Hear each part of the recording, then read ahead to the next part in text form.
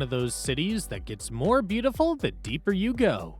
Peaceful lakes, hidden temples, and landscapes that feel worlds away from the city.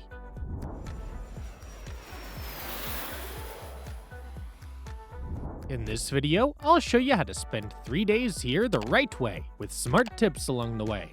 Let's explore.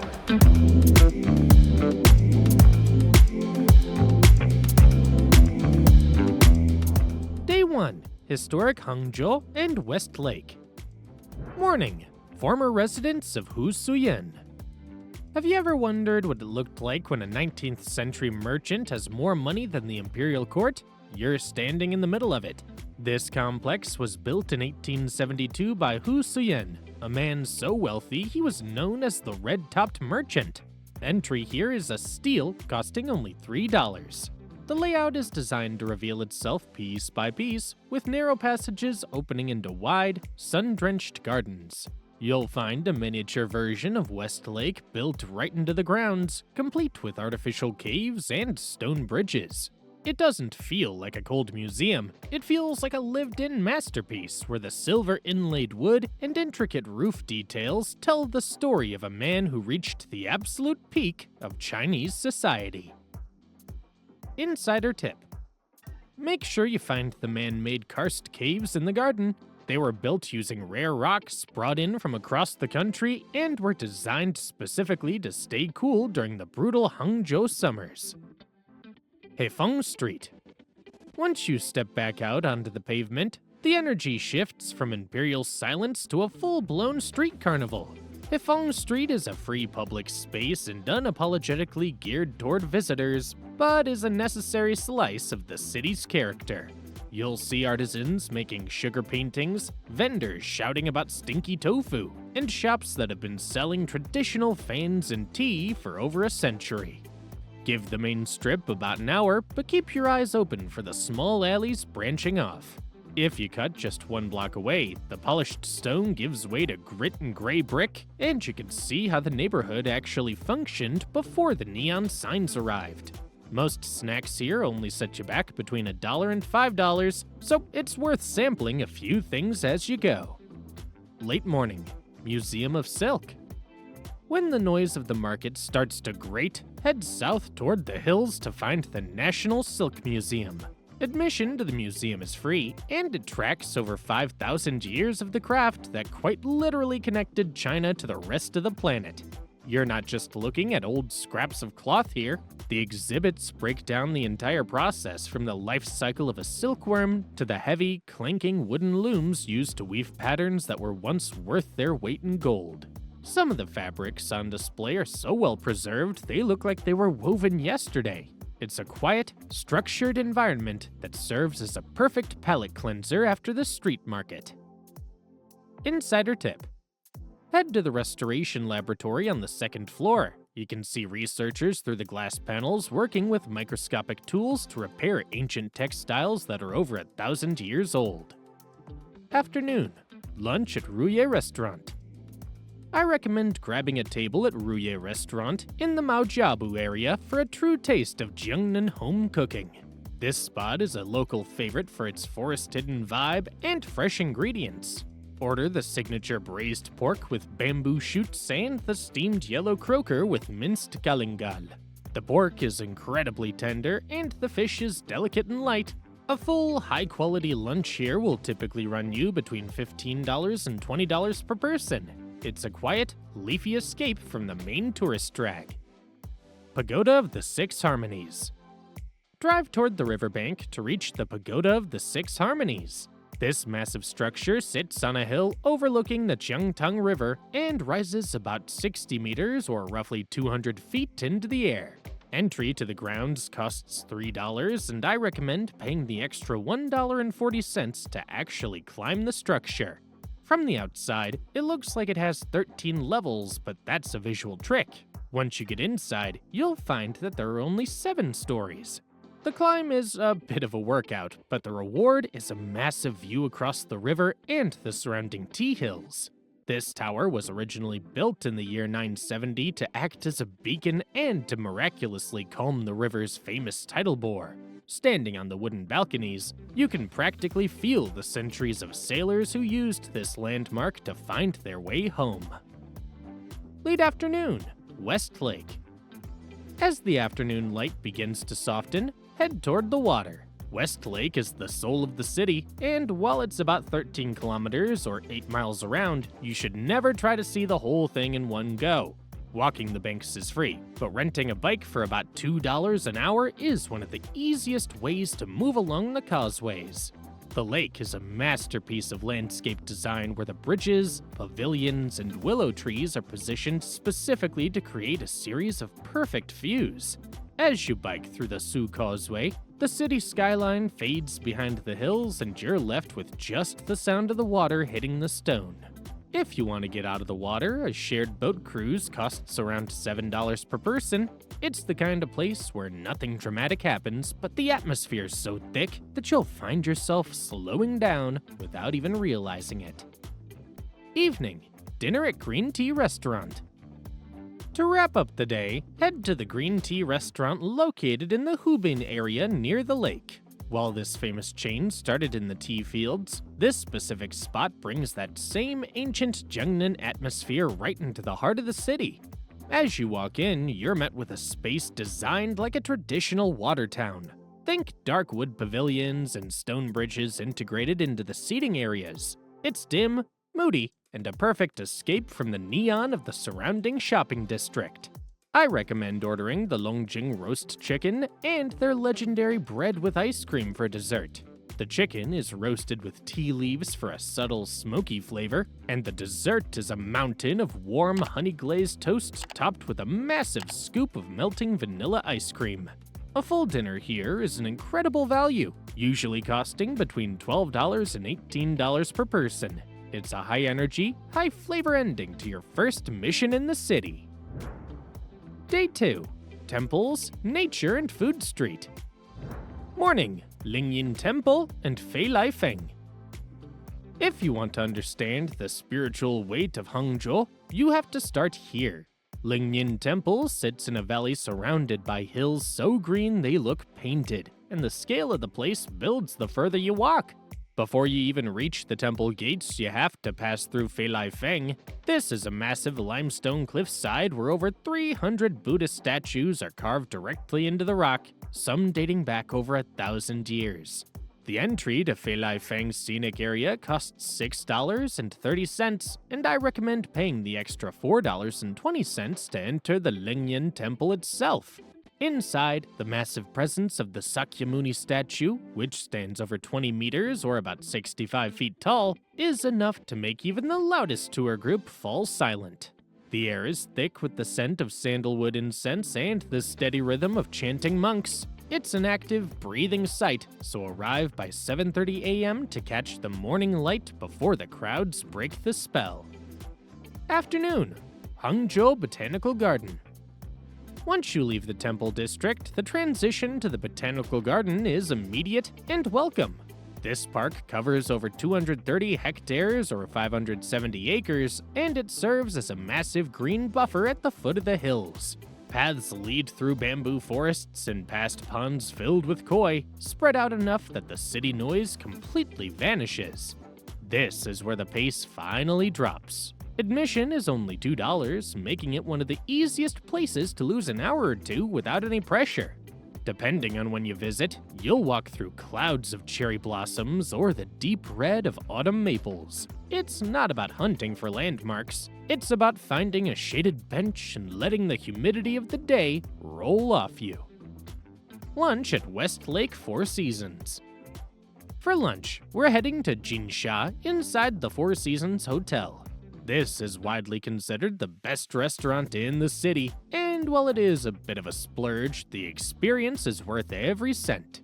I recommend ordering the Shanghainese style braised pork with abalone and sweet soy sauce and the Longjing shrimp, which are flat fried with local green tea leaves. The pork is so tender it practically melts before you can chew it. A high-end lunch here will typically range from $85 to $115 per person. It's a world-class meal set inside a dining room that overlooks private lagoons and traditional gardens. Late afternoon, National Tea Museum. From lunch, continue into the hills to the National Tea Museum. Getting here is half the experience, as the museum is integrated directly into the surrounding Lingyin tea plantations. You'll see rows of tea bushes stretching across the slopes for miles. Inside, the museum walks through the 5,000-year history of tea culture in China, and entry is completely free. It's a quiet, thoughtful space where you can learn about the different grades of green tea before stepping back outside into the actual fields.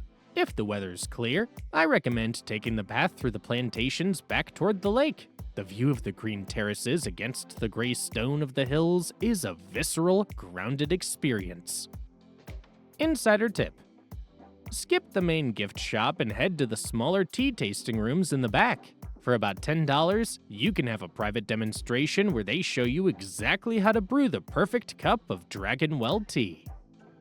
Evening, Shengli Food Street.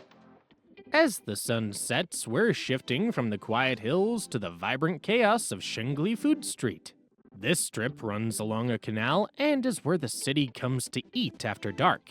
It's busy, loud, and smells like a mix of grilled spices and river air. This is the place to be adventurous.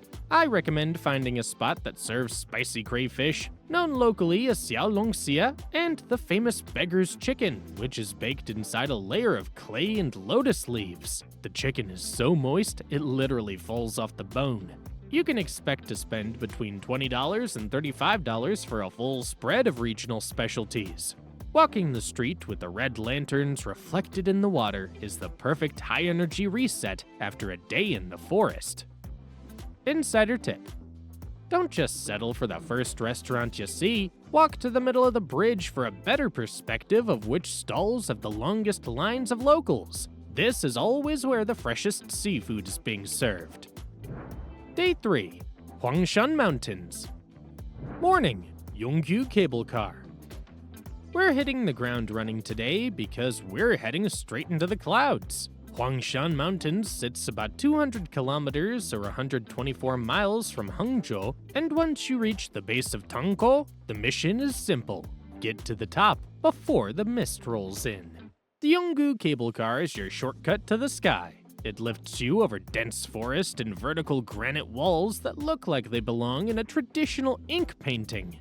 Within 8 minutes, the humid air of the valley is replaced by a crisp, sharp mountain breeze. The ticket for this ride will cost you $12, and it's the smartest way to save your legs for the real work ahead. Begin to Believe Peak. The moment you step off the cable car, you hit Begin to Believe Peak. The name exists for a reason. The scenery is so jagged and the pine trees grow out of the rock at such impossible angles that it takes a second for your brain to accept it's real. The paths here are well maintained but narrow, hugging the sides of cliffs that drop straight into nothingness. Standing on the edge, looking at the ancient, twisted pines, you get that first visceral hit of why this mountain's been a spiritual magnet for centuries. It's quiet, dramatic, and slightly overwhelming. Late morning, Bright Summit Peak. As we move deeper into the range, we're heading for the Bright Summit Peak. At roughly 1,860 meters, or about 6,100 feet, this is the second highest point on the mountain. Because the summit is relatively flat and open, it gives you a 360-degree perspective of the layered mountain ranges stretching toward the horizon.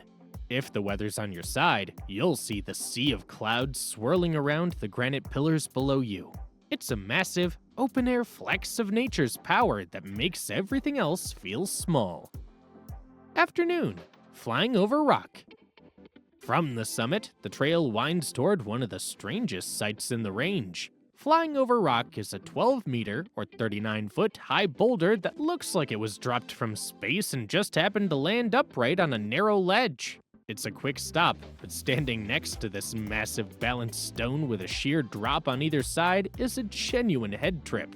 It's one of the most photographed spots on the mountain, and for good reason. It looks like it should have toppled over 1,000 years ago. West Sea Grand Canyon. This is where the day gets physical. The West Sea Grand Canyon is the most intense and rewarding part of the route. You'll be navigating steep stone-carved steps and narrow walkways that are bolted directly onto the side of the cliffs. The descent and subsequent climb takes time. Expect to spend at least 2 to 3 hours here, but the views are constantly shifting as you move through the shadows of the canyon.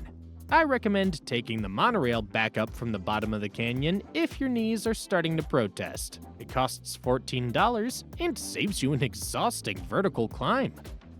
Insider tip: most people only walk to the first or second ring of the canyon. If you have the energy to push to the bottom, the crowds vanish and you get the silence of the mountains all to yourself. Late afternoon, Xihai Scenic Area Viewpoints. As we wind down, the focus shifts to the Xihai Scenic Area. This spot offers some of the best vantage points in the mountains, especially in the late afternoon when the light softens and the granite peak starts to glow. The air gets cooler here, and the landscape feels more open compared to the tight vertical sections of the canyon. It's the perfect place to just lean against a stone rail and take it all in before we head back down the mountain. Dinner at Hangzhou Restaurant. Back in the city, we're finishing the trip at Hangzhou Restaurant, a massive institution that's been the anchor of the local food scene since 1921. It's located on Yunnan Road, just a short walk from the lake, and it's almost always packed with 3 generations of locals eating together. I recommend ordering the dongpo pork, which is served as a single perfectly glazed cube in a small clay pot for about $4. It's braised for hours in Shaoxing wine and soy sauce until the fat is practically drinkable. You should get the West Lake vinegar fish, a dish that has a very specific sharp sweet tang and is legendary for its silky texture. If you want a local favorite that costs almost nothing, add the Wensi tofu soup to your order. It's a bowl of incredibly fine, hair-like tofu threads in a clear broth for only 50 cents. A full historic spread here typically costs between $15 and $20 per person. It's a loud, bustling, and deeply authentic way to end your journey. Useful info for spending 3 days in Hangzhou. Best time to visit Hangzhou. Aim for March to May or September to November. These months give you mild temperatures, usually between 15 to 28 degrees Celsius or 59 to 82 degrees Fahrenheit, which makes walking around West Lake and the surrounding hills much more comfortable. Summer gets hot and humid, often above 33 degrees Celsius or 91 degrees Fahrenheit, with heavy air and occasional rain. Winter is cooler, around 5 to 12 degrees Celsius or 41 to 54 degrees Fahrenheit, and while it's quieter, the lake and gardens lose some of their color. City airport tips. You'll most likely arrive at Hangzhou Shaoshan International Airport, located about 30 kilometers or 19 miles from the city center. The fastest option is a taxi or ride app like Didi, which usually takes around 30 to 40 minutes and costs between $15 and $25 depending on traffic. There's also a metro connection. Line 1 links the airport to central Hangzhou, including areas near West Lake with travel times around 50 to 60 minutes and fares typically under $1. Where to stay in Hangzhou? Staying near West Lake is the best option. This area places you close to the main attractions, scenic walking areas, and several stops on this itinerary. Hotels here usually range between $90 and $220 per night, depending on comfort and location. Another good option is the area around Hefang Street. It's more traditional, closer to historic sites, and slightly less polished than the lakefront, with prices often between $70 and $160 per person. Both areas keep distances short, which makes a noticeable difference when you're moving between stops. How to get around Hangzhou. Hangzhou is easier to navigate than the larger cities like Beijing, but distances still add up. Around West Lake and nearby areas, walking or renting a bike works best, especially since many paths are designed for pedestrians and cyclists. For longer distances, the metro is reliable and inexpensive. A single ride usually costs between 50 cents and $1 depending on the distance. Taxis and ride apps like Didi are widely used, with short trips typically costing between $5 and $15. For places further out, like the Pagoda of the Six Harmonies or Lingyin Temple, expect to combine metro rides with short taxi trips to reach the entrances efficiently. Where to eat in Hangzhou? Hangzhou's food scene is a delicate balance of fresh lake ingredients and refined sweet and savory sauces. For a reliable local experience, head to Xueyan Hall and Hefang Road. This noodle house has been a city staple since 1867. I recommend the Pian E Chuan noodles, served with bamboo shoots and preserved greens. It's high energy, historic, and straightforward. Most bowls fall between $8 and $15, making it the ultimate spot for an authentic quick fix. If you want something more refined, book 28 Hubin Road. Located inside the Grand Hyatt, this is one of the most decorated restaurants in China. Their signature is the pyramid braised pork, a stunning architectural dish that tastes as good as it looks. The setting is polished and overlooks the lake. A full dinner here usually ranges from $90 to $140 per person. For a plant-based option, go to Pure Lotus near the Lingyin Temple area. This isn't just a meal, it's an artistic experience where vegetarian dishes are plated like traditional Chinese paintings. I recommend the truffle-infused stone pot rice and their seasonal mushroom specialties. It's a quiet, upscale sanctuary with most meals ranging between $35 and $55 per person. The lake's gone quiet, the temples are behind you, and you've pushed all the way out to the peaks that make this region what it is. You didn't just skim Hangzhou, you actually covered it from every angle. If this itinerary helped you plan things out, hit that like button and drop a comment. And if you want something faster, bigger, and completely different, Shanghai's next. Jump into that one and keep the trip moving.